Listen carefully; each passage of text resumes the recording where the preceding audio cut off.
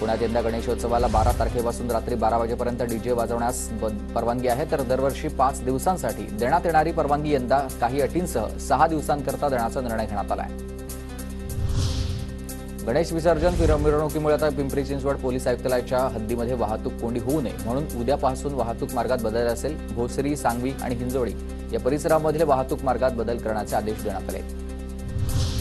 गणेशोत्सवामध्ये भाविकांचे मोबाईल, दागिने आणि रोकड लंपास करणारे तसंच गैरप्रकार करणाऱ्यांविरोधात कारवाई सुरू आहे. सराईत गुन्हेगारांना स्थानबद्ध करण्यासाठी लष्कर पोलीस ठाण्यातील डिटेन्शन सेंटरमध्ये ठेवलं जाईल, तर पुणे पोलिसांकडून पहिल्यांदाच स्वतंत्र व्यवस्था.